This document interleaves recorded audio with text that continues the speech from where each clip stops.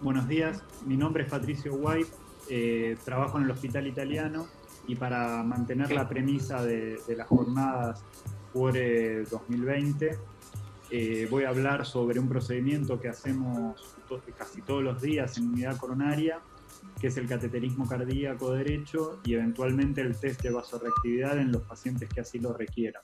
La hipertensión pulmonar es una entidad clínica producida por diferentes enfermedades. A la izquierda de la pantalla pueden observar una lista de distintas patologías que pueden desencadenar hipertensión pulmonar y cómo se clasifican en 5 grupos diferentes.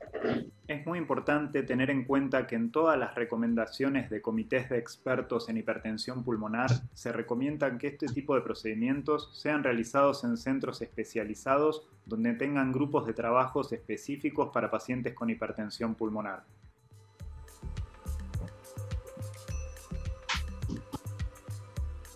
Es un paciente en posición de cúbito supina al cual se le puede poner o no Trendelenburg de acuerdo a la necesidad.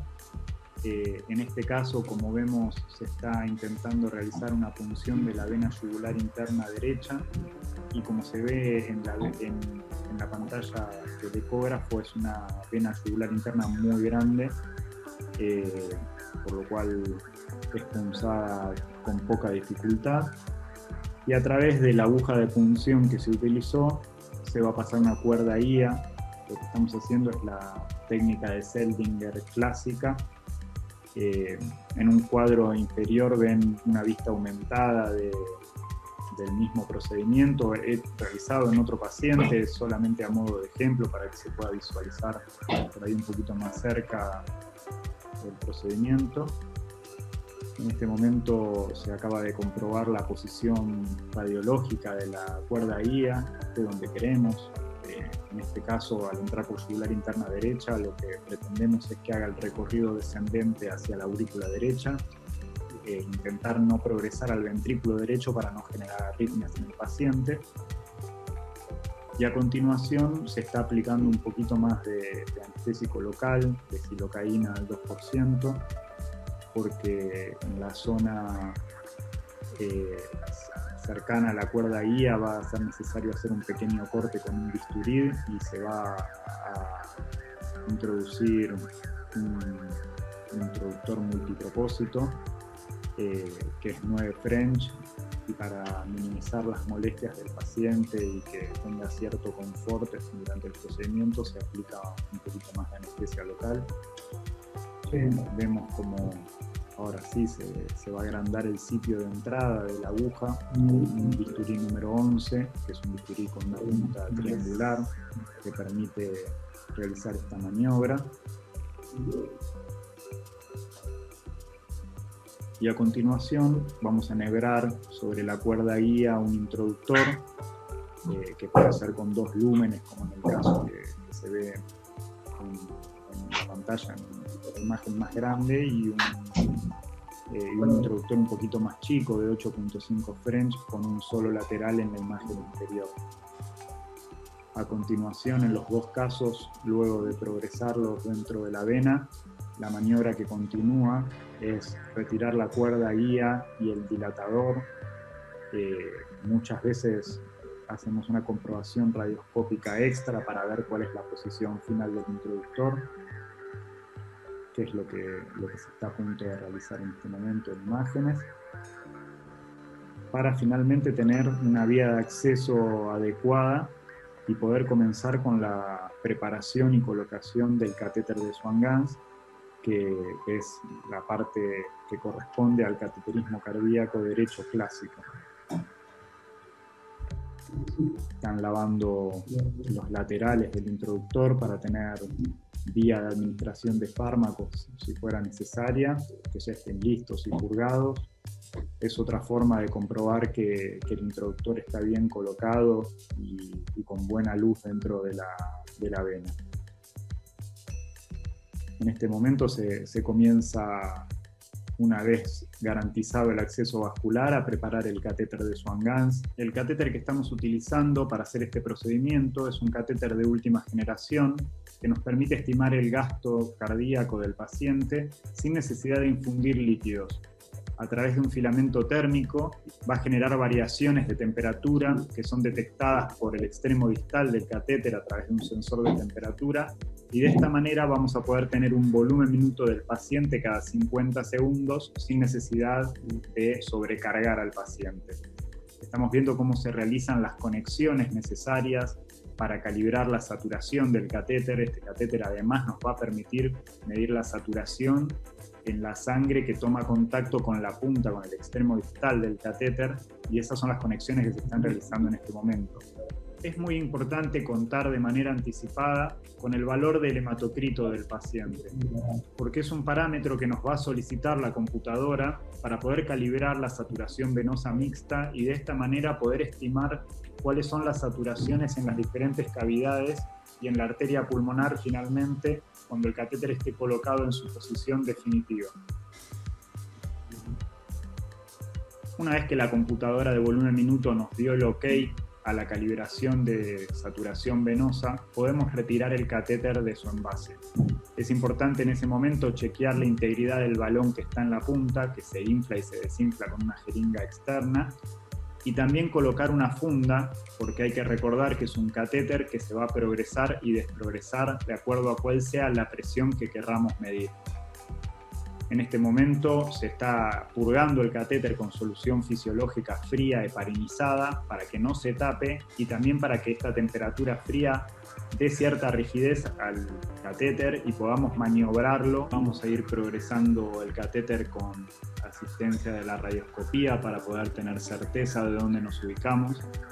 Podemos ver la imagen radioscópica, nos estamos ubicando en la desembocadura de la vena cava superior para tomar los primeros valores de presión, para poder evaluar la saturación también y de esta forma poder identificar si al ingresar a la aurícula derecha hay un resalto en la saturación que podría indicar un shunt interauricular.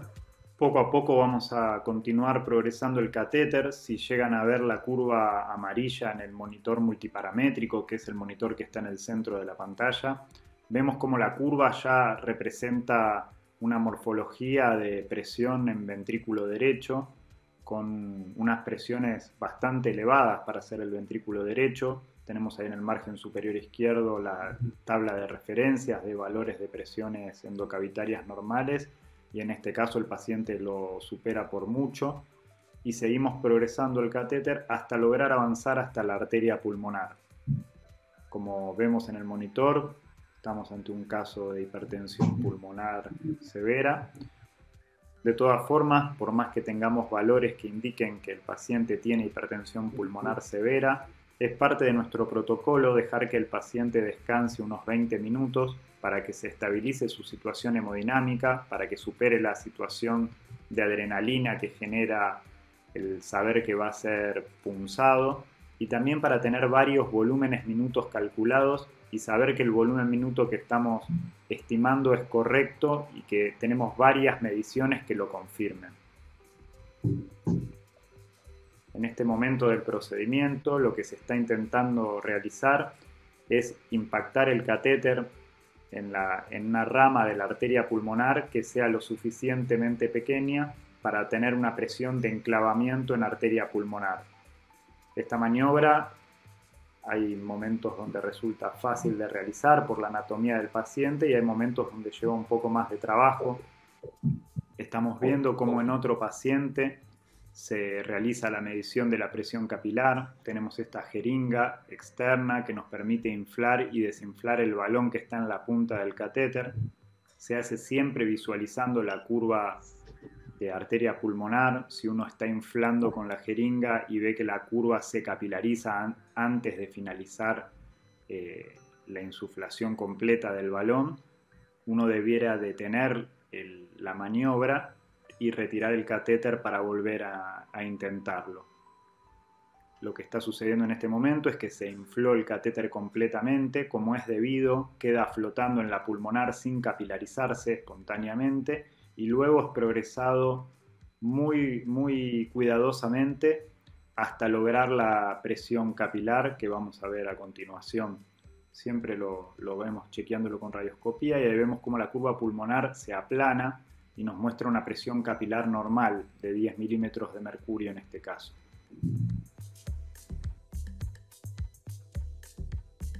Llegado este momento del estudio, tenemos que poder determinar si el paciente realmente tiene hipertensión pulmonar o no. Así que luego de la evaluación de los valores basales del paciente, vamos a poder definirlo. Uno de los principales avances del último simposio de hipertensión pulmonar que ocurrió en Niza en 2018 fue el relacionado con el cambio de la definición hemodinámica de la hipertensión pulmonar. Desde el primer simposio de hipertensión pulmonar que se celebró en Ginebra en el 73, la hipertensión pulmonar se había definido como un aumento de la presión arterial pulmonar media por arriba de 25 milímetros de mercurio en reposo. Sin embargo, siempre fue controvertido este punto de corte porque se sabía que era arbitrario y empírico. Sin embargo, la definición hemodinámica permaneció invariable a lo largo de estos años. A partir de los resultados de un estudio publicado hace poco con más de 1000 personas sanas a las que se les practicó el cateterismo cardíaco derecho, se concluyó que la presión pulmonar normal es de 14 más menos 3.3 milímetros de mercurio, independientemente de la edad, el sexo o la raza. Si a este límite se le suman dos desviaciones estándar, se concluye que una presión pulmonar mayor a 20 estaría por encima del límite superior de normalidad.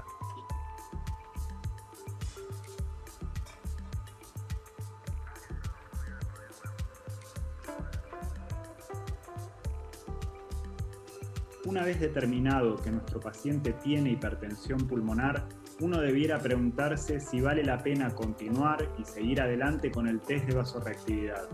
La recomendación de las guías europeas de hipertensión pulmonar de la Sociedad Europea de Cardiología y del último Congreso Mundial de Hipertensión Pulmonar es que el test de vasorreactividad para la identificación de respondedores a los bloqueantes cálcicos debe realizarse únicamente en pacientes con hipertensión pulmonar idiopática, hereditaria o asociada a fármacos.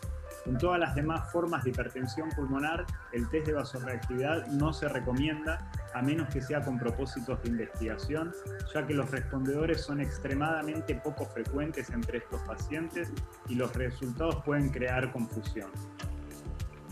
Hasta el año pasado, nuestro centro contaba con un protocolo de test de vasorreactividad para los pacientes con hipertensión pulmonar que consistía en varias etapas, comenzando con la mencionada etapa basal para valorar y catalogar la hipertensión pulmonar de nuestros pacientes, y se continuaba con un protocolo que incluía administrar oxígeno al 100% a través de una mascarilla con reservorio a nuestros pacientes, hacer una nueva evaluación de su presión pulmonar y continuar con una tercera etapa en la que se le administraba al paciente iloprost inhalado. El iloprost es un análogo de una prostraciclina con una vida media plasmática de entre 20 y 30 minutos. Es un vasodilatador pulmonar incluso más potente que el óxido nítrico inhalado. Recientemente el iloprost inhalado ha sido validado en un estudio controlado prospectivo, mostrando efectos hemodinámicos comparables a la adenosina intravenosa y una capacidad similar a esta para identificar a aquellos pacientes que se podrían beneficiar de un tratamiento a largo plazo con bloqueantes cálcicos.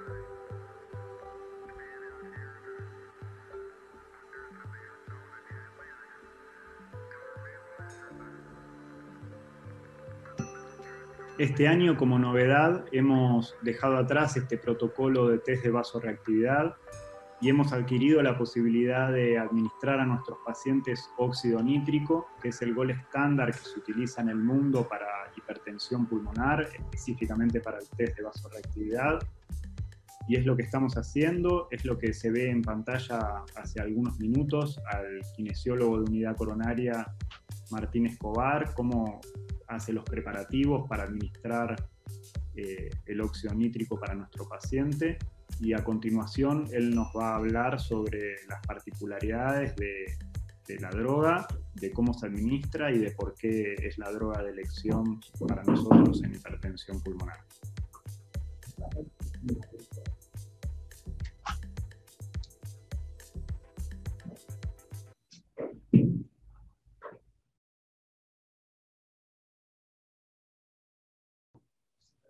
¿Qué tal? Buenos días, mi nombre es Martín Escobar, yo soy kinesiólogo fisiatra del Hospital Italiano pura parte de cuidados respiratorios. Yo también kinesiólogo acá de la unidad coronaria. Les voy a presentar hoy la charla de óxido nítrico como gol estándar en la hipertensión pulmonar. Bueno, el test de vasorreactividad pulmonar es un test diagnóstico que se realiza en el momento que el paciente está sometido al cateterismo cardíaco derecho por el dolor diagnóstico de la hipertensión pulmonar. Este test de vasorreactividad está indicado en los pacientes con hipertensión pulmonar idiopática, causa hereditaria o asociada a fármacos. Los fármacos que habitualmente se utilizan para realizar el test son la adenosina, la nifedipina, las prostaciclinas, los análogos como son el epoprostenol, el isoprol, el ilopros, perdón, el óxido nítrico y el oxígeno puro. El test se considera positivo cuando hay una reducción de la presión arterial pulmonar media mayor o igual a 10 milímetros de mercurio, o si el valor de la media pulmonar es menor o igual a 40 milímetros de mercurio, y esto se puede ser acompañado por el gasto cardíaco en aumento o que el mismo no se modifique. Esta respuesta positiva al test de vasorreactividad pulmonar agudo solamente se da en un 10% de pacientes de este grupo de hipertensión pulmonar idiopática y rara vez en otro grupo. Cuando el test es positivo, se considera una indicación el tratamiento con bloqueantes de canales de calcio, lo que se vio que el tratamiento a largo plazo con estos fármacos aumenta la supervivencia de este grupo de pacientes. Solamente un 50% de estos pacientes que responden al test van a responder a largo plazo con los bloqueantes de canales cálcicos, como única droga del tratamiento. El resto de pacientes que merme la acción de este fármaco va a requerir modificar el tratamiento y adecuarse nuevamente. En pantalla van a tener un cuadro donde hay comparación de los fármacos que habitualmente se utilizan. Yo principalmente voy a tratar de comparar los inhalados, ¿sí? Por una parte el óxido nítrico, por otra parte el ilopros. Anteriormente, como dijo Patricio, en su charla anterior se estaba utilizando el ilopros nebulizado. Lo que tiene bueno el ilopros es que tiene un efecto vasodilatador mayor que el óxido nítrico, pero tiene una vida media más larga, lo cual no es lo más indicado para realizar el test. Además de eso está comprobado que tiene algunos efectos adversos, como generar hipotensión sistémica, tos y dolor de cabeza. En contraposición, el óxido nítrico tiene una vida media muchísimo más corta, tiene un buen poder vasodilatador y no tiene efectos adversos a nivel sistémico ni algún otro. Bueno, por eso mismo se lo considera el gol estándar el óxido nítrico. Las propiedades del mismo son que es una molécula sin carga y muy lipofílica. Esto le va a dar una característica principal a su acción. Es un vasodilatador pulmonar selectivo. También tiene efecto broncodilatador, el cual es en menor medida en comparación a la aerosoterapia comúnmente realizada. También tiene propiedades antiinflamatorias y antiagregantes. Acá, hablando con otros colegas del hospital, también se utiliza en el post-trasplante pulmonar con un efecto antiinflamatorio. Lo importante de saber es que la utilización del óxido nítrico en periodos cortos no genera efectos adversos y está indicado generalmente en tratamientos de hipoxemia refractaria con el estrés respiratorio, de hipertensión pulmonar, la disfunción del ventrículo derecho, o en el caso de trasplante cardíaco pulmonar para tratar el aumento de la resistencia vascular pulmonar. Entonces, sus principales ventajas son su acción corta y su vida media corta, lo que va a permitir ser ideal para realizar el test. Su acción es selectiva a nivel pulmonar, es decir, nosotros queremos que la vasodilatación sea en los vasos pulmonares y justamente va a ir a actuar sobre esos vasos, va bien a las zonas o alvéolos mejormente ventilados, y su principal entrega es la vía inhalatoria, lo cual va a permitir que vaya directamente al pulmón, que es el órgano que queremos que haga su función, y esto va a permitir que tenga un efecto deseado, utilizando menor cantidad de droga en comparación a otras drogas que sean de ingesta oral o por vía endovenosa, ¿sí? Y obviamente por su mecanismo de acción, que no lo vamos a ver, no genera efectos sistémicos. La única desventaja de su utilización en el corto plazo, cuando es en el test de vasorreactividad, va a ser el alto costo que tiene. El resto de las desventajas que están ahí se dan cuando el óxido nítrico se utiliza de manera continua. Un ejemplo es en la hipoxemia refractaria. Cuando se hace el destete o retiro del óxido nítrico, esto puede generar un efecto rebote, por lo tanto el mismo debe ser proporcional y gradual el descenso. También está reportado en la bibliografía de que el paciente puede tener insuficiencia renal o antiagregación plaquetaria. Y otro de los efectos adversos en la utilización a largo plazo son la formación de los metabolitos tóxicos, como puede ser el dióxido de nitrógeno, cuando entra en reacción con el oxígeno, y la metahemoglobina, que es cuando se inactiva.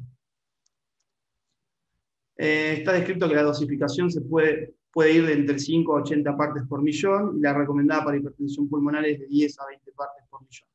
Dijimos que la vida media es corta, de 3 a 6 segundos, y la duración de los efectos es entre 2 y 8 minutos. Y se excreta o se metaboliza por la vía renal. Su mecanismo de acción es lo fundamental para entender sus propiedades que lo favorecen tanto y lo hacen gol estándar. ¿Sí? Se administra por vía inhalatoria, llega al alvéolo, donde difunde con facilidad por la membrana, debido a que no tiene carga y a que es muy lipofílico. Pasa a la célula epitelial alveolar y de ahí a la célula muscular lisa, donde se activa y provoca la relajación del músculo liso, llegando al efecto deseado, que es la dilatación vascular. Una vez que ingresa a la luz del vaso y entra en contacto con la sangre, se combina con la hemoglobina y se inactiva, formándose la metahemoglobina. Entonces, los efectos que genera, en fin, a la parte cardiovascular es un aumento de la relación BQ y, en consecuencia, una mejora de la oxigenación, debido a que hay una vasodilatación y mayor afluencia de sangre hacia zonas que están bien ventiladas. Reduce la presión arterial pulmonar por reducción de la resistencia vascular pulmonar, y reduce también las demandas de oxígeno por parte del ventrículo derecho. ¿Cómo se administra? Ahí en pantalla pueden ver como la forma más casera y utilizada. Se requiere un generador de flujo, como se puede ver ahí, en este caso en la bolsa de resucitación, o como la llamamos AMBU, una fuente de oxígeno y de óxido nítrico conectado a través de una tubuladura. El dispositivo que se ve ahí de color celeste es un sensor donde se hace un monitoreo de la mezcla de gases y después la interfase que conecta al paciente. Nosotros actualmente acá en el hospital, con el servicio de hemodinamia, estamos haciendo el test con la utilización de óxido nítrico, utilizando ventilación no invasiva. Ahí tenemos los materiales que utilizamos habitualmente: un ventilador mecánico, un dispositivo óxido nítrico, conectores. Abajo a la derecha podemos ver una humidificación activa. Al principio, los primeros casos los realizamos con humidificación activa, porque habitualmente utilizamos el óxido nítrico de esa manera, en la recomendación que tiene el fabricante, pero después, hablando con otros colegas, la recomendación es cuando es una entrega continua y prolongada al óxido nítrico, así que actualmente lo modificamos y no utilizamos ningún tipo de humidificación. Y en cuanto a la interfase del paciente, se puede ver debajo a la izquierda una máscara orodenasal común de BNI y una interfase bucal con una pinza nasal, que es el otro tipo de interfase que utilizamos también en algunos casos. Acá vamos a ver las conexiones. Arriba a la izquierda tenemos el equipo de óxido nítrico, donde tenemos las dos guías que salen ahí, las dos mangueritas. Perdón. Esos van conectadas al inyector de óxido nítrico, que se va a ver al lado a la derecha. En estas imágenes son con la utilización de la humidificación activa. ¿Sí? Como indicación del fabricante, el inyector tiene que ir por delante del humidificador para medir correctamente un flujo. Va en la rama inhalatoria o inspiratoria del circuito respiratorio. Después, más adelante, tenemos el conector para la muestra de gases, que está identificado con el número 1. ¿Sí? Este conector justamente se conecta al óxido nítrico mediante una línea de presión, que es la que está identificada en el número 3, que llega hasta el analizador de gases que tiene el óxido nítrico, donde se toma muestra continua y se va analizando la misma. ¿Sí? Por delante del muestreo de gases o de la guía con el conector, hay un prolongador, ¿sí? Que lo armamos con un humidificador pasivo, quitándole la esponja que cumple esa función. Esto es por recomendación del fabricante, que tiene que haber entre el inyector de óxido nítrico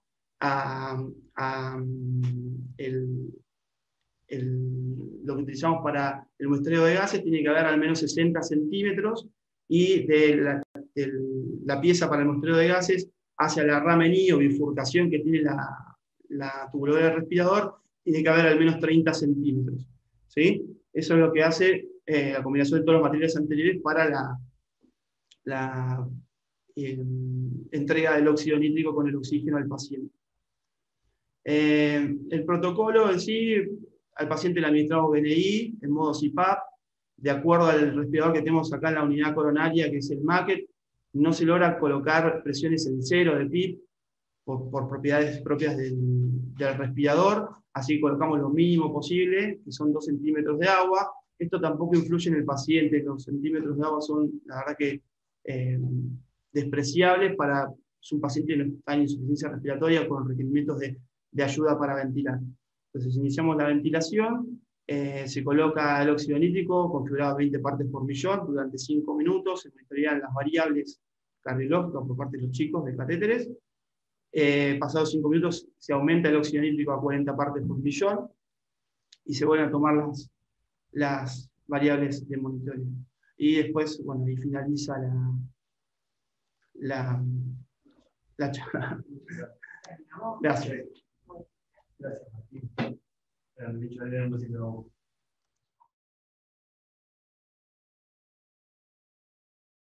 Hola, buenos días. ¿Cómo están? Mi nombre es Leandro Roca, yo soy técnico en prácticas cardiológicas del Servicio de Hemodinámica de la Unidad Coronaria. Quiero agradecer a los directores y a la comisión organizativa de este simposio de técnicos que me han invitado otra vez a poder disertar y hablar un poco del trabajo que realizamos en la unidad con los diferentes tipos de pacientes que nos tocan día a día.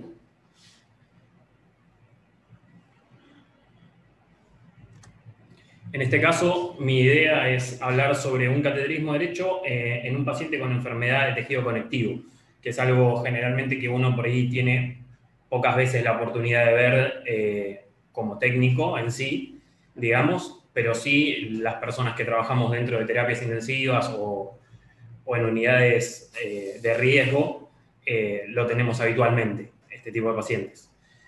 Voy a hablar sobre la esclerodermia, que es una enfermedad del tejido conectivo que, si bien uno pensaría que solamente afecta a la piel, no solamente afecta a la piel, sino que también afecta la formación de la vasculatura, ¿sí? Y de la microcirculación.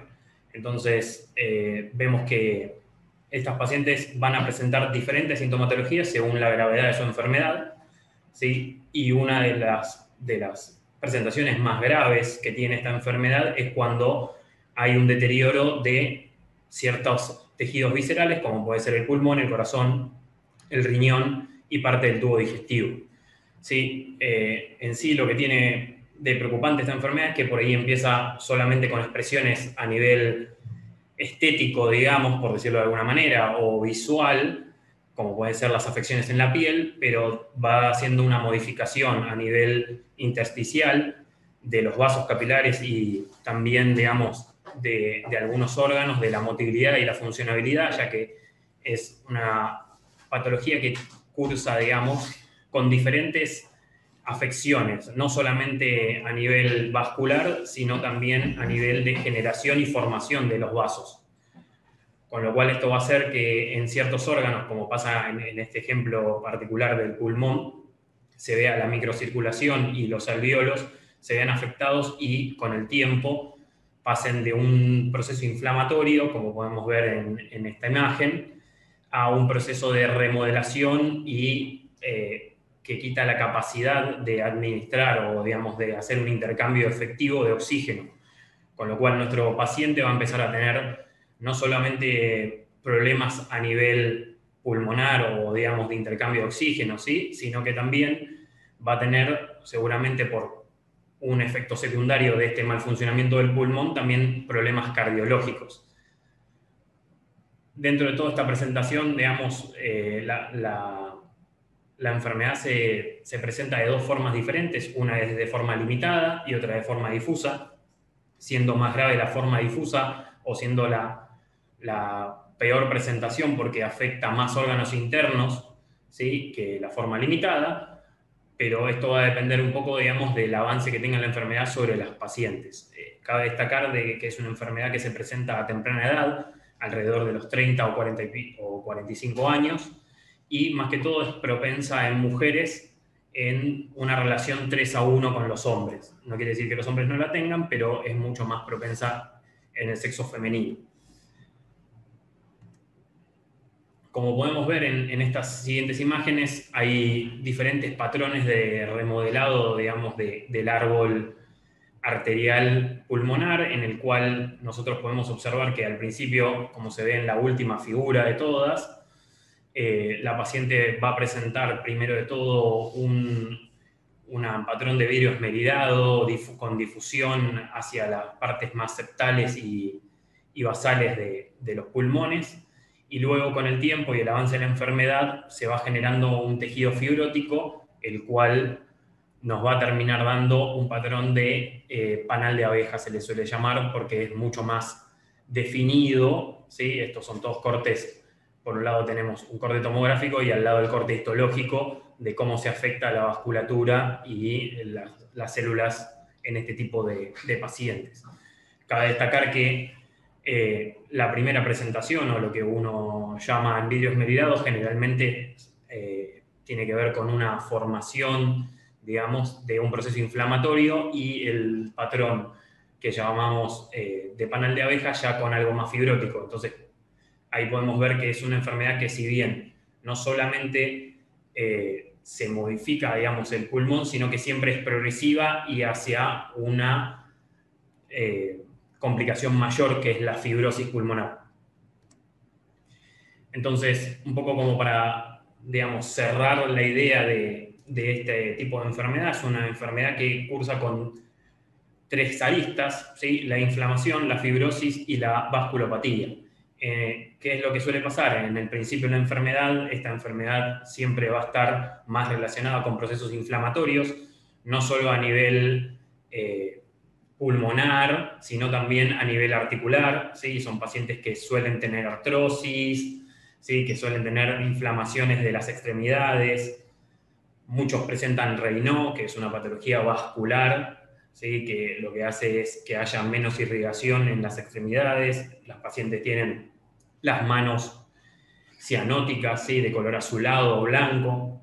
Entonces, básicamente la vasculopatía se va a presentar durante toda la enfermedad. La inflamación va a ser mucho más presente al principio o en los primeros años, y con el tiempo va a devenir hacia la fibrosis, cual se va a presentar en mucho más vasos y en muchos más órganos de este paciente. Entonces, lo que podemos ver es que tiene una alteración de los fibroblastos, anomalías vasculares y una respuesta inmune alterada a los linfocitos B y T.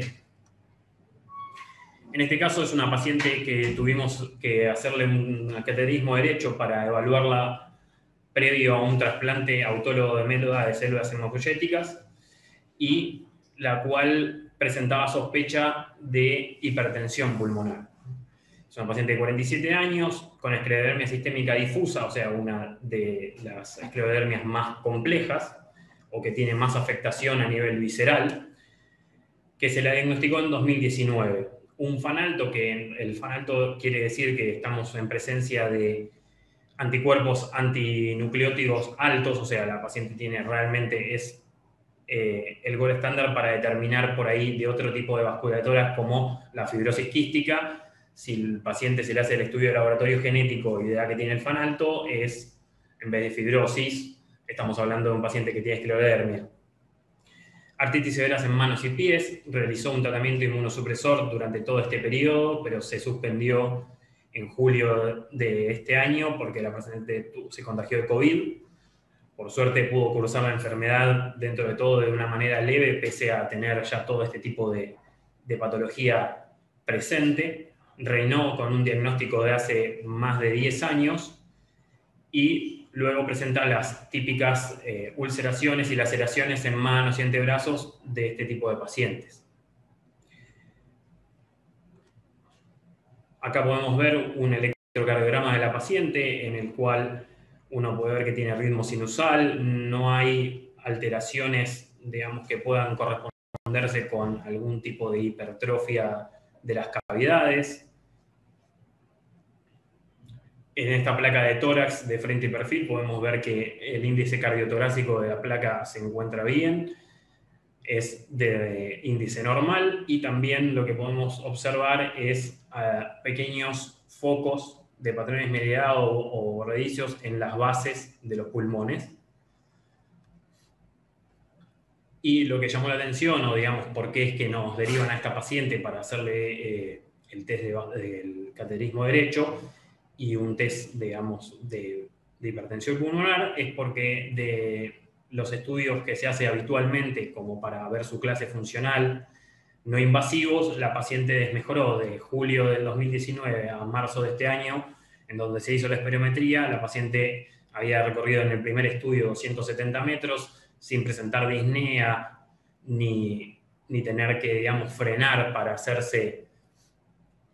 este estudio, y luego ya en este año desmejoró su clase funcional, con lo cual la paciente tuvo que detener el estudio a los 210 metros y presentó disnea con un tiempo de recuperación alto.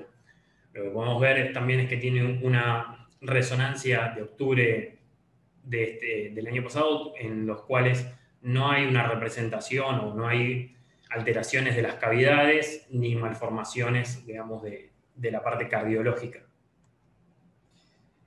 Luego de esto se le hizo una ecografía antes de hacerse el cateterismo para tratar de utilizarla no solamente para ver el estado cardíaco de la paciente previamente o si tiene alguna alteración en las válvulas o en la morfología de su corazón.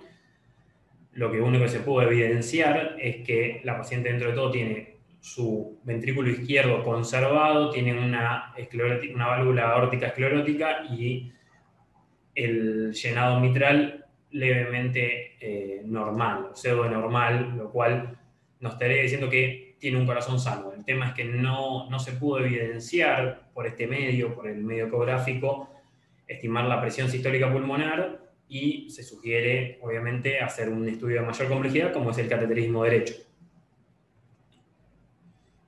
Acá lo que podemos ver es una tomografía previamente al estudio, en los cuales vemos donde ya el árbol arterial de la paciente está presentando ciertos signos de inflamación, ¿sí? y un patrón de neumonía inespecífica, que se le dice a este tipo de pacientes que es por el proceso inflamatorio que tiene la misma enfermedad. Y como ya nombraron antes, en el simposio de hipertensión pulmonar de hace 2 años, en el 2018, se trató, digamos, las guías, se trataron de este tipo de pacientes, digamos, de cómo era, digamos, la evaluación previa a buscar que tenga hipertensión o no, digamos. O sea, no todos los pacientes que tienen esclerodermia necesitan un cateterismo derecho, pero sí los que desmejoran en su clase funcional y sí los que presentan un FAN alto. Entonces, en este caso tenemos una paciente que justamente pasan las dos cosas. O sea, tuvo un deterioro en su clase funcional, no se lo puede evaluar con medios menos invasivos como son la ecografía, y entonces tenemos que pasar a un estudio más invasivo, pero que requiere de, primero, que sea un equipo capacitado, con experiencia, ya que son mediciones muy precisas que hay que tener, porque esto va a determinar que la paciente sea tratada para hipertensión pulmonar o no, y también que esto le mejore, por un lado, la calidad de vida, o también, si no, es administrarle una cantidad de medicación innecesaria que tampoco la va a beneficiar. Entonces, por eso uno tiene que tener mucho hincapié a la hora de medir y evaluar este tipo de pacientes.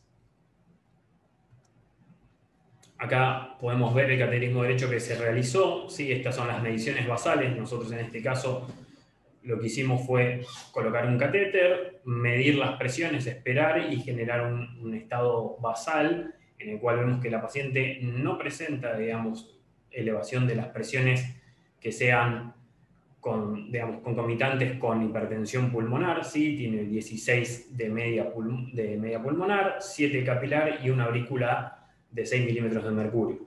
Cabe destacar que esta paciente, por su tipo de enfermedad y por la enfermedad vascular en sí, ya toma, digamos, sildenafil, que es una medicación que habitualmente a veces se le dan a los pacientes de hipertensión pulmonar. En este caso, en ella está indicada por su problema de Raynaud y de mala vasculatura, digamos, o sea, de la microcirculación. Como es un muy buen vasodilatador, digamos, también, entre comillas, uno podría pensar que tiene una cierta, digamos, protección ante un evento hipertensivo pulmonar, digamos. Otra cosa que cabe destacar es que las unidades Wood y en los gradientes transpulmonar y diastólico pulmonar son bajos también y están dentro de los valores normales. Pero pese a que nosotros vemos que todo este parecería un cateterismo normal de una paciente normal, sabiendo la fisiopatología de esta enfermedad, que tiene una parte, digamos, por un lado inflamatoria y por otro lado fibrótica, también tendríamos que ver cuál era la respuesta de esta paciente, o sea, cuál era la respuesta de su corazón y su pulmón ante la distensibilidad, o sea, ante el volumen, ¿sí? Porque son pacientes que por ahí, cuando se van a someter a un trasplante de médula y eso, como son requeridos altos volúmenes de sangre para la administración, digamos, de las nuevas células, por ahí pueden desarrollar insuficiencia cardíaca posterior al trasplante. Entonces, lo que hicimos fue utilizar 500 mililitros de solución fisiológica a temperatura estable y la pasamos durante 10 minutos y volver a reevaluar las presiones de esta paciente. Con lo cual pudimos corroborar que realmente es una paciente que no tiene hipertensión pulmonar, ¿sí? Ahí es donde vemos de vuelta, está marcado en rojo, que mantiene la misma media pulmonar, y lo único que se ha aumentado levemente es el capilar y la aurícula derecha, obviamente en respuesta al volumen que le administramos, pero no son valores de riesgo ni que representan que la paciente tenga hipertensión. Entonces, con esto y el tratado de las guías que se dio en 2018, uno puede, digamos, evidenciar o, digamos, corroborar que la paciente no tiene hipertensión pulmonar en este momento, digamos, y que no sería ideal o que no sería lo ideal que comience un tratamiento de hipertensión pulmonar y está habilitada para recibir altos volúmenes sin que haya una descompensación a nivel de insuficiencia cardíaca posterior al trasplante. Otro de los estudios que se hizo durante el 2018 y que se presentaron en las guías, un poco lo que remarca son los valores, ¿sí? Donde dice que si uno le administra a la paciente 500 mililitros de solución fisiológica en esos 10 minutos y la presión capilar se eleva por encima de los 15 milímetros de mercurio, uno podría estimar que, que podría desarrollar hipertensión pulmonar postcapilar y que es más correlacionado con los patrones de insuficiencia cardíaca. Pero como no es el caso de esta paciente, por suerte está, digamos, a nivel pulmonar, más allá de que tiene un proceso inflamatorio por su enfermedad, en muy buenas condiciones para poder, digamos, llevar a cabo su trasplante. En conclusión, hasta el momento la esclerodermia sigue siendo una enfermedad incurable, pero no intratable. La idea de hacer todo este tipo de diagnósticos y de cateterismos y de estudios es para tratar de darle el mejor tratamiento para minorizar, digamos, los efectos de la enfermedad y también para mejorarle la calidad de vida y alargársela, ya que estos pacientes que no se tratan tienen un estimativo de vida de muy corto y realmente también la pasan mal, digamos, porque es una afección tanto articular como a nivel sanguíneo y también a nivel de las vísceras. El cateterismo derecho es determinante a la hora realmente de si uno quiere, digamos, optar por decir que tiene hipertensión pulmonar o no en este tipo de pacientes y en otros tipos de pacientes, pero específicamente en los de esclerodermia, donde uno por ahí ve que hay otros estudios donde presenta una anomalía a nivel pulmonar nos ayuda mucho a poder diagnosticar y estratificar, digamos, que esta paciente, en este caso, u otros pacientes, sean o no viables de tratamiento, tanto de trasplante de médula como de tratamiento de hipertensión pulmonar. Y de la funcionabilidad de las cavidades, no solamente las derechas, sino también estimar una posible insuficiencia cardíaca por sobrecarga de volumen en este tipo de pacientes. Muchas gracias. Gracias. Hola, buenos días. Bienvenidos a todos. Muchas gracias por la invitación. Vamos a comenzar. En primer lugar, les quiero contar un poquito muy breve sobre nuestro rol como técnicos en prácticas cardiológicas en el Hospital Italiano en el servicio de hemodinamia UCIC. En el programa de insuficiencia cardíaca del Hospital Italiano, los técnicos en cardiología tenemos un rol protagónico. Intervenimos en el diagnóstico, tratamiento y seguimiento a través de diferentes prácticas y estudios en estos tipos de pacientes.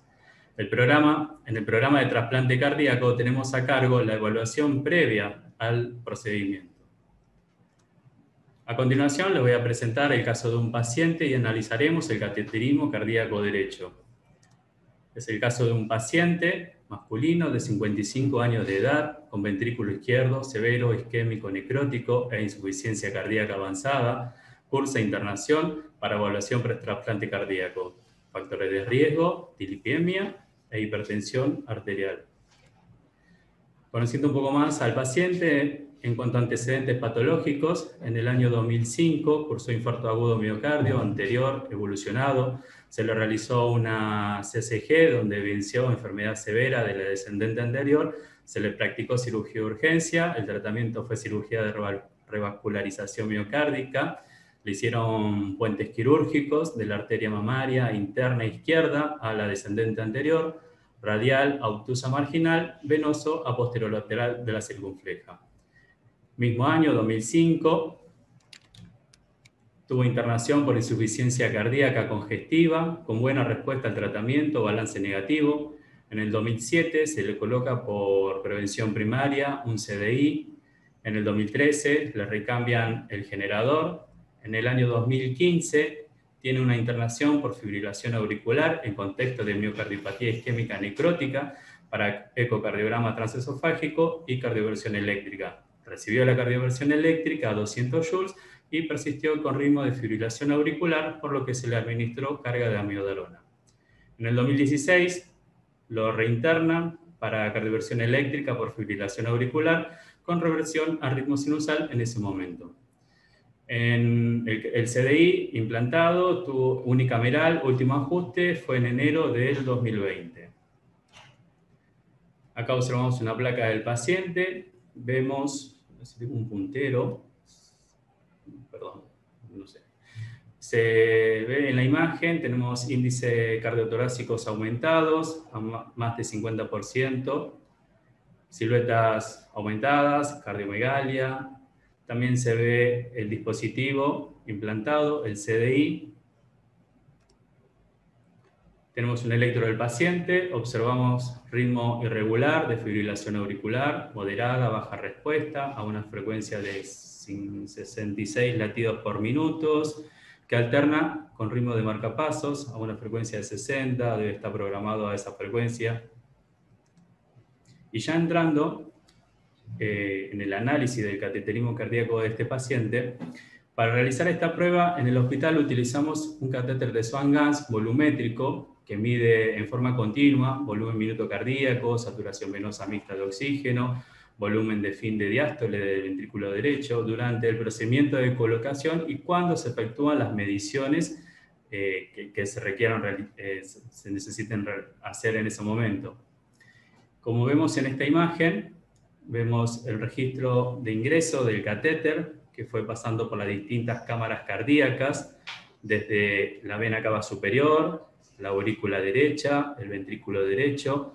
Ahí hay un ajuste de seteo de escala porque no entraba la curva limpia en el registro, entonces se setea la escala para que pueda entrar limpia. Si continuamos hacia la derecha de la pantalla, arriba de todo, tenemos la arteria pulmonar y seguido la presión capilar, la presión wedge o la enclavada de la arteria pulmonar, con su respectivo cuadro de saturación venosa mixta, que esto es en simultáneo. Cuando ingresamos cámaras por cámara se van tomando los porcentajes de saturación. Los valores normales de la saturación se sitúan alrededor de 60-80%, entre 60 y 80%. Con estos valores se asume que la perfusión tisular es adecuada. En el caso de este paciente, se observa que los porcentajes de saturación están por debajo de 60 y por encima de los 40, lo que se debería sospechar una disminución del aporte de oxígeno y o un aumento de la demanda. Una vez que el catéter ya está colocado y ubicado en posición en la arteria libre, en la arteria pulmonar, se deja unos 20-30 minutos aproximadamente al paciente en reposo. Hay un reposo físico y psíquico, y después de este paso, de este tiempo, se hacen las mediciones basales. Acá vemos las mediciones basales, obtenemos las mediciones basales, y acá observamos que las presiones se encuentran aumentadas. Si vemos el valor de la aurícula derecha, normalmente es menor a 8 milímetros de mercurio, tiene hipertensión pulmonar, mayor a 25 milímetros de mercurio, y dependiendo de la causa de la hipertensión pulmonar, también puede presentarse con capilar normal, elevado o bajo. En este caso está por arriba de su valor normal, que es 12 milímetros de mercurio. Nos habla también de un compromiso postcapilar. Tiene bajo gasto, disminuido. Y también vemos que tiene hiperresistencias pulmonares. Es importante, si observamos también en la curva auricular, en el registro basal, hay un signo de Kussmaul o signo de raíz cuadrada también, y en la curva de la presión capilar hay también aumento de la onda B, que eso también nos puede indicar indicio de que hay una insuficiencia valvular mitral.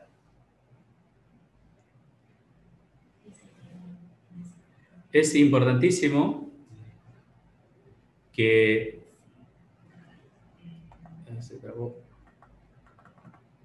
es importante la valoración de las presiones pulmonares, tanto así también como la resistencia al flujo. Para estos índices se utiliza lo que es el gradiente transpulmonar con su límite sugerido de corte de 15 milímetros de mercurio.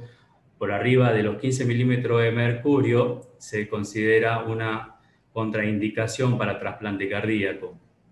También se aconseja utilizar las unidades Wood, que es una correlación de la resistencia vascular pulmonar.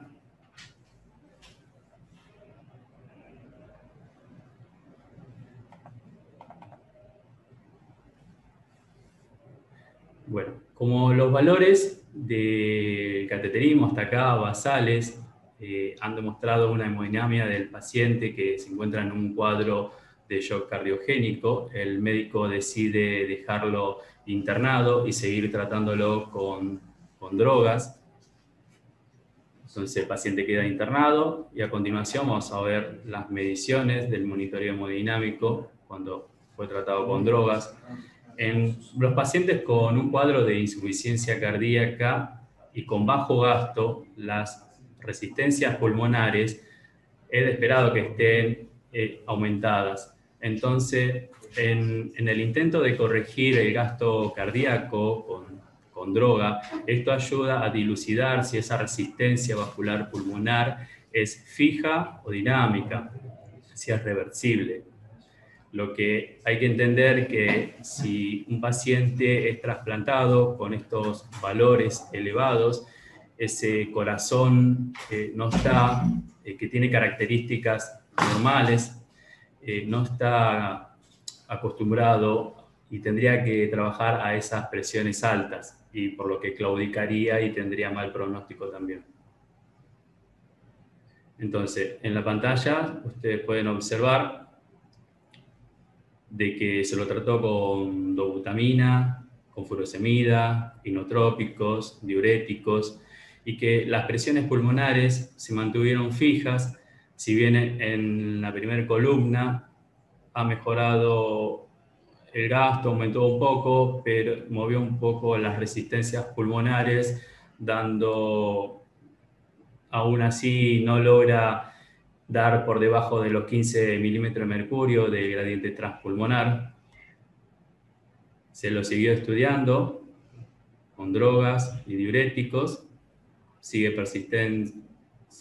con hiperresistencia vascular pulmonar, las presiones pulmonares siguen altas. También lo que se hizo para lograr o tratar de desenmascarar si esta resistencia vascular pulmonar es fija o dinámica, se hizo una maniobra de cargas, de sobrecarga hídrica al paciente, se le pasó solución fisiológica y se vio cómo respondía a su hemodinamia. Esto se ve, es justo la última fila de la pantalla, donde dice dobuta 15 gamma, más 3 minutos posteriores 250 milímetros de fisio. Y se observó que aumentó el gasto, bajaron la resistencia vascular pulmonar y movió las unidades Woods en 6 unidades Woods.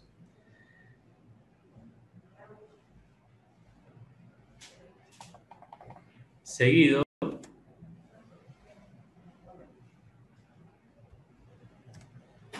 también nos pidieron, en mi experiencia, es nuevo esto, nos pidieron que le hagamos un test de vasorreactividad con óxido nítrico.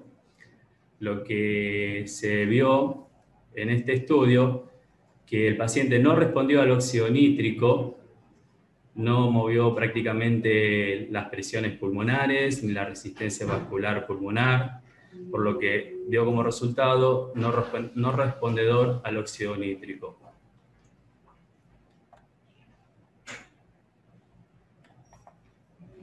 Bueno, en conclusión, el plan está en discusión, el paciente será evaluado y controlado de forma individual, la conducta en estos casos será decisión del grupo de insuficiencia cardíaca.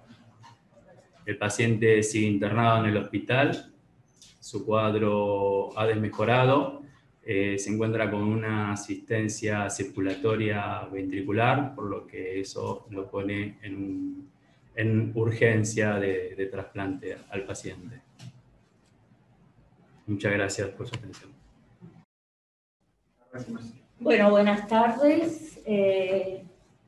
La verdad que yo soy Marcela Proyecto, soy técnica en prácticas cardiológicas y soy la coordinadora de la sala de procedimientos. En primer lugar, felicito a todos los expositores porque las exposiciones fueron excelentes. Y ahora vamos a dar comienzo a un pequeño debate de preguntas para aclarar algunos puntos de que ustedes me cuenten. Pero en principio los felicito por todas las exposiciones. Un poco, Martín, preguntarte a vos en cuanto a nosotros hace 30 años que venimos realizando cateterismos derechos y test de vasorreactividad, pero hasta ahora nuestra experiencia mayor fue con el hilo-PROS. Hace muy poquitito que empezamos a usar el óxido nítrico. Muy poquitos pacientes y a través de este año sabemos que de acuerdo a las guías y a los estudios que es el gold estándar, pero quería saber un poco tu experiencia en el uso del óxido nítrico. Bueno, en este tipo de pacientes y en los que vos solés manejar acá en la unidad coronaria o en la terapia. En principio les agradezco la invitación y la participación en los distintos estudios. Yo habitualmente, la corta experiencia que tengo de utilizar óxido nítrico es un fármaco costoso, no está habitualmente en todos los hospitales. He trabajado en varios lugares y la verdad que es difícil que estés en un centro de acá de alta complejidad como es el hospital. Lo había utilizado solamente en pacientes de terapia intensiva, acá mismo en el hospital, en casos de estrés respiratorio, cuando el paciente cursa con hipoxemia refractaria. Cuando los chicos me comentaron, la idea fue ayudarlos en la conexión de los dispositivos y explicar un poco el suministro de aire que implica el ventilador mecánico. La realidad es que la experiencia fuimos puliendo algunas cosas a medida que fueron pasando los pacientes. En sí, por haber probado los distintos dispositivos que utilizamos para asistencia de los pacientes ventilatoria, dentro de la presentación que hice yo, la utilización de un ventilador microprocesado con doble tubuladura es mucho más cómodo que el paciente respecto al modelo que habían puesto en la presentación. Con una sola tubuladura, con la administración con la máscara. La verdad que a sentido de confort del paciente, ninguno ha referido disconfort. La realidad es que también las máscaras y los materiales que utilizamos son buenos, eso ayuda bastante, y que obviamente son pacientes que no tienen insuficiencia respiratoria o algo que le demande que tenga un mayor aumento de trabajo respiratorio. Así que eso cabe recalcar que solamente es una conexión para realizar un mejor administración del gas, del óxido nítrico con el oxígeno hacia el paciente.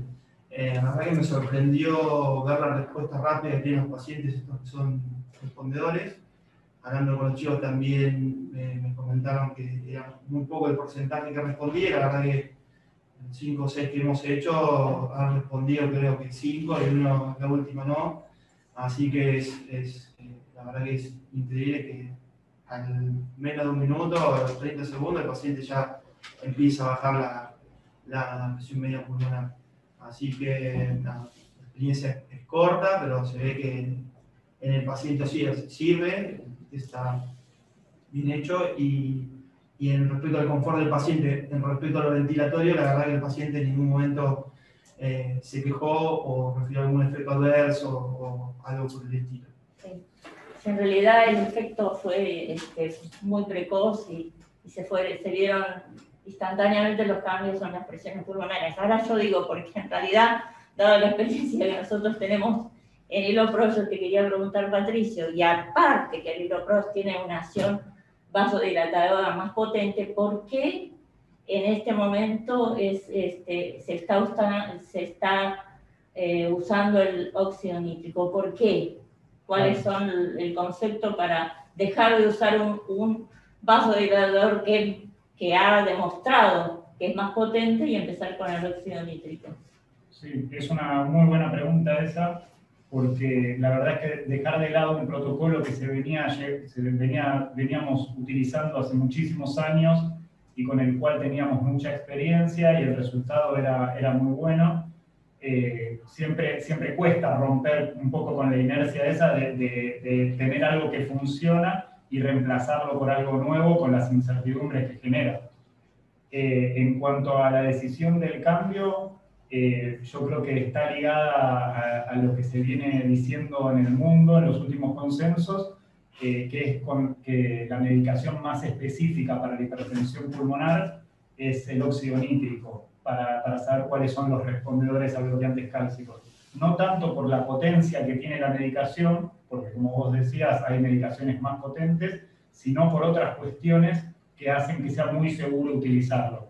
Por ejemplo, primero que es la droga que más se usa en el mundo, no así en Latinoamérica, que usamos las alternativas que dice el consenso al óxido nítrico, pero en el mundo es la droga más usada y que más estudiada está. Y por otro lado también es muy segura porque se administra de forma inhalada, eso en cuanto al Hilo-PROS es similar, pero aparte tiene una vida media muy corta. Entonces, si los pacientes sufrieran algún tipo de vasodilatación no específica en la arteria pulmonar, sino en el flujo sistémico, lo que puede hacer que el paciente se hipotense o que tenga alguna complicación, es muy fácil cortar la administración de la droga y que el paciente se recupere rápidamente. En cambio, el Hilo-PROS tiene una vida media más larga, de entre 20 y 30 minutos, y ante un evento adverso es un poco más complicado de superar la posible complicación hemodinámica, que si bien es real, al estar en un centro de alta complejidad, durante todos estos años lo hemos utilizado y no hemos tenido más complicaciones que alguna hipotensión ocasional. Pero el problema que eso genera es que, como explicaba recién hace un ratito, que si el paciente tiene una hipotensión, anula el test que estamos haciendo. Entonces, no solo es por la seguridad del paciente, sino que para poder saber si el resultado del test es positivo o no, el paciente tiene que mantener cierta hemodinámica en forma estable. No se puede hipotensar, no puede disminuir el volumen minuto, no se puede taquicardizar más allá de un límite. Entonces, todo eso hace que el óxido nítrico, al tener menos efectos sobre estas cosas, sea la droga que elegimos porque tiene menos repercusión en este sentido. Tengo una pregunta acá del auditorio. ¿Hubo casos de reacciones adversas por intolerancia al óxido nítrico? Nosotros cambiamos ese Te protocolo. pregunto a la mesa en realidad para Sí, que conteste la pregunta. La verdad es que somos un grupo que es relativamente chico para hacer estos procedimientos, entonces la verdad es que estamos todos muy al tanto, en esta mesa todos, creo que cualquiera de nosotros puede contestar, que durante este año empezamos con el protocolo. La hipertensión pulmonar es una patología que puede llevar a la muerte y es grave, pero la verdad es que es infrecuente. Entonces, por más que seamos un centro que recibe muchos casos de hipertensión pulmonar, la verdad es que durante el año tuvimos 5 o 6 test de vasorreactividad con óxido nítrico nada más. Es poco representativa la muestra, pero hasta ahora no tuvimos ninguna reacción adversa. En ningún paciente tuvimos ninguna complicación por ahora. Bueno, cuando nosotros nos manejamos con hidroprof cada tantos tiempos, el grupo tratante que maneja hipertensión pulmonar volvía por diferentes causas o por cambiar el cuadro clínico hemodinámico al paciente, volvíamos a realizarlo. Con este tipo de procedimiento, ¿hay un tiempo prudencial para volver a repetir el estudio o solamente queda conciencia o está determinado por el cambio hemodinámico que puede haber en el paciente? Porque los test de vasorreactividad cada 3 meses o 4 nosotros volvíamos a repetirlos o se adelantaba si el cuadro clínico del paciente cambiaba. Con óxido nítrico, ¿se van a manejar las mismas pautas? ¿El consenso dice que hay que manejarse igual o es diferente? En ese sentido, el consenso explica un poco que nosotros hacemos el test de vasorreactividad para saber cuáles son los pacientes que son respondedores a los bloqueantes cálcicos. Entonces, nosotros usamos el óxido nítrico para saber si el paciente que tiene hipertensión pulmonar diagnosticada responde y mejora su situación con óxido nítrico. El consenso lo que dice es que hay que reevaluar a los pacientes para poder clasificarlos como respondedores a largo plazo. Y para poder decir eso, porque hay pacientes que responden, nos ha pasado, pacientes que son respondedores en primera instancia con óxido nítrico o con cualquier otro vasodilatador que estemos usando, y que después de varios meses, 3, 4 meses, 8 meses inclusive, dejan de tener la misma, a veces dejan de ser respondedores, o al menos no tan respondedores como eran en un principio.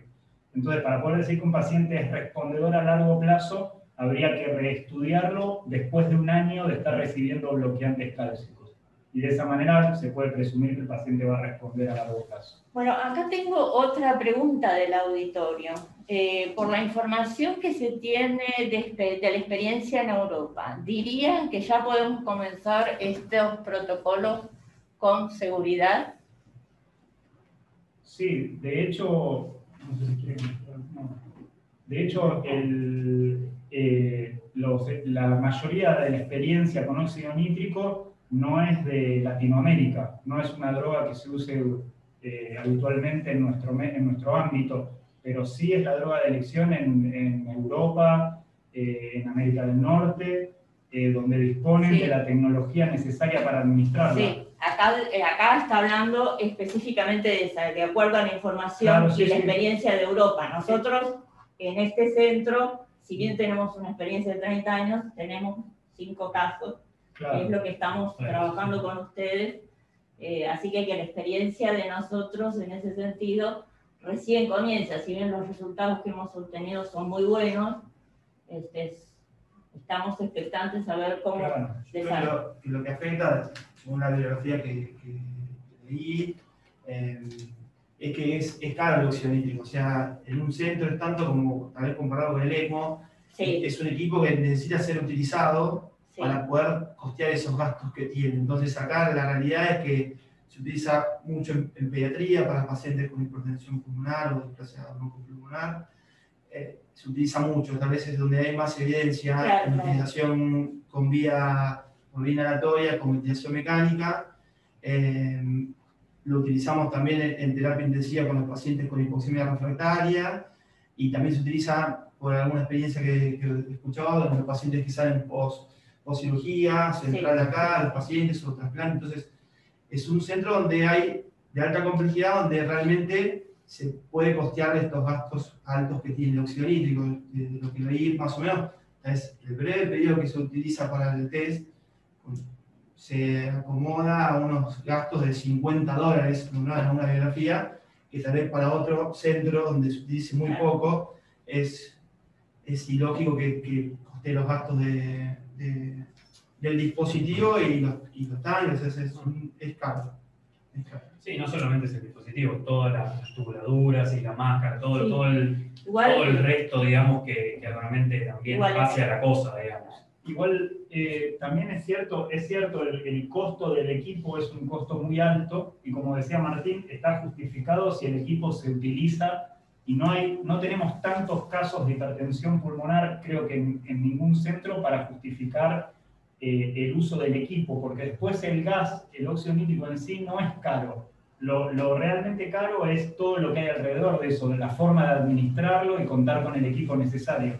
Y como decía Martín, en este centro que es de alta complejidad y multidisciplinario, tenemos la ventaja de que el equipo se usa en pediatría, en los pacientes que tienen hipertensión pulmonar o en la salida de un trasplante. Entonces, se le da el uso necesario para justificar la adquisición del equipo, pero después, una vez adquirido el equipo, el gas es muy económico comparado con la medicación que usábamos anteriormente, que pasaba a la inversa.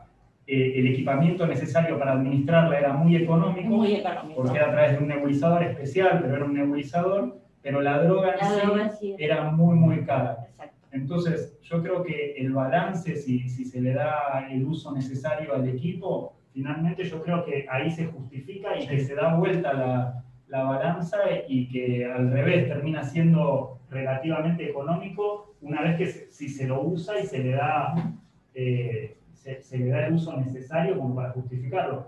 Nuestro test implica administrar al paciente 10 minutos de óxido nítrico nada más. Y tenemos, en lo que va del año, 5 o 6 casos. Entonces fue 1 hora de uso real del equipo.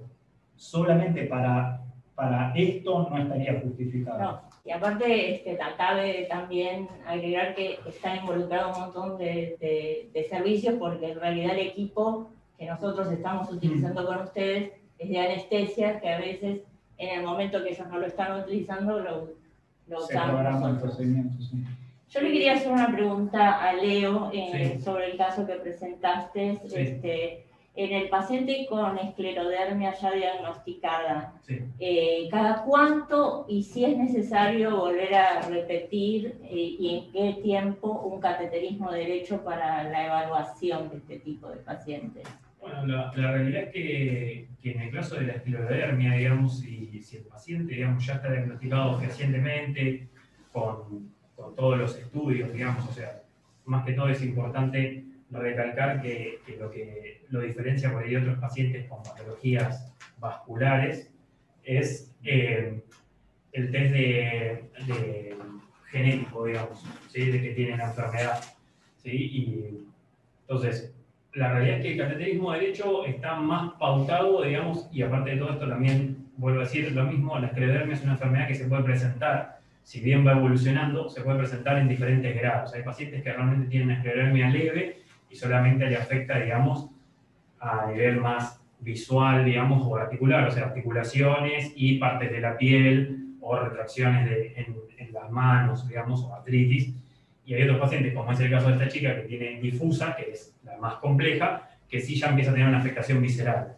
Entonces, en ese caso, el cateterismo lo que te dicen es que generalmente lo ideal sería reevaluarlo a los 6 meses si es que la paciente tiene una desmejoría en su clase funcional. Como para esto es que le hacen todo lo que son las espirometrías, los test de esfuerzo. Entonces, si la paciente evoluciona con malos test de esfuerzo o mala espirometría, realmente habría que reevaluarla porque quiere decir que hay una, digamos, una agudización de su caso. Entonces, en el caso de que la paciente dé negativo y mantenga su clase funcional, no sería necesario hacerle el cateterismo derecho. Específicamente en el caso que yo presenté, la realidad es que, bueno, lo mismo, la paciente tiene una enfermedad hoy en día, está en un estadio más inflamatorio. Como mostré antes, hay, digamos, 3 estadios. Uno que es la vasculopatía, que se da durante toda la enfermedad, la parte inflamatoria, que es más al principio, y la parte fibrótica, que es más al final, o consolidación de la enfermedad.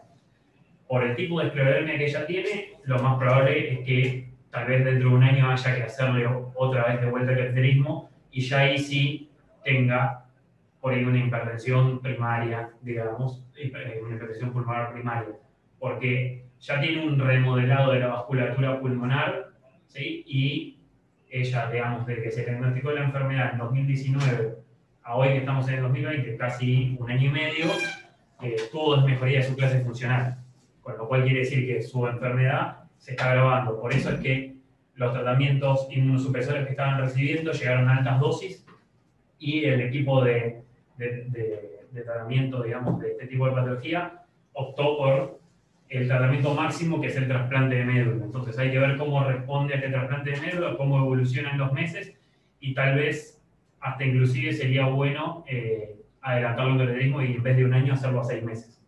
O sea que va a depender mucho de la evolución de los pacientes, de que uno tenga. Pero son pacientes que realmente por el tipo de enfermedad que tienen, van a tener que estar todo el tiempo reevaluándose, digamos.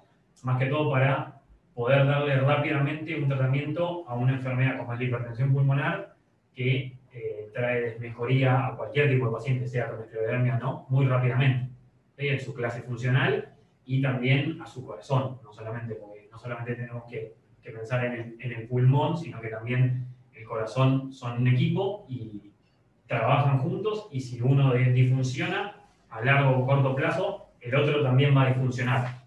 Entonces, para prevenir eso, es muy importante, digamos, que la paciente sea controlada estrictamente. Muy bien. Héctor, te voy a hacer una consultita, porque el paciente que vos presentaste, bueno, es evidente que después del cateterismo, y dado el resultado que tuvimos, que estaba en shock cardiogénico en realidad, y con hiperresistencia pulmonar, quedó en tratamiento, estuvo con goteo de furosemida continuo, se le dio dobutamina, después se le hizo la prueba con expansión, como vos contaste, y en algún momento fue resplandero, pero en este momento seguimos teniendo internado. En realidad, en un momento se pensó, porque se llevó al Ateneo, que iba a tener un trasplante heterotópico. Luego seguimos con el tratamiento. En este momento, el paciente, dado que fue respondedor a las drogas y a determinados tratamientos que se le realizaron, si bien no estuvo estable nunca, se le decidió colocar, y quiero que me cuentes, porque el equipo de cirugía cardíaca, primero lo tenemos con balón de contrarruxación, que es el primer tratamiento que hacemos nosotros para asistencia circulatoria mecánica, pero ahora en este momento está con, quiero que me cuentes qué es lo que tiene colocado. Sí, está con una asistencia ventricular, es un dispositivo de alta tecnología, y se decidió colocarle, o sea, charlando con los médicos tratantes, porque se había decidido colocarle una asistencia ventricular y no un ECMO, por el motivo de que esta asistencia ventricular lo puede tener un tiempo más prolongado. Para poder estabilizarlo. Para poder estabilizarlo y ayudarlo a llegar en mejores condiciones. Es como cuenta el trasplante. El paciente está en lista de trasplante cardíaco, más allá de lo que las guías dicen, que todo paciente con resistencia con hiperresistencia vascular pulmonar que supere mayor a 6 unidades Wood es una contraindicación absoluta. El paciente está respondiendo y están en 6 unidades Wood. Hay un gris de que de 6 unidades Wood a 4 unidades Wood, si bien sigue siendo contraindicación de trasplante, pero es relativa. Y de 4 unidades Wood para abajo, digamos que sería un paciente apto para un trasplante cardíaco. Lo real de esto es que cuantas menos unidades Wood tiene el paciente, menos hiperresistencia tiene el paciente, mejor es el pronóstico después en el posoperatorio y de no trasplantar un órgano que no está en características normales de no trabajar con esas presiones altas. Sí, a mayor hiperresistencia, en el posoperatorio inmediato, este tipo de pacientes suele generar en el posoperatorio inmediato que claudique la aurícula derecha, y eso significa que sería una catástrofe para lo que significa el posoperatorio inmediato de un trasplante cardíaco. Bueno, yo la verdad que los felicito, agradezco a todos que nos hayan acompañado y seguimos con este simposio en un rato. Gracias. Gracias. Bueno, eso, Salió bien, ¿eh? Me gustó.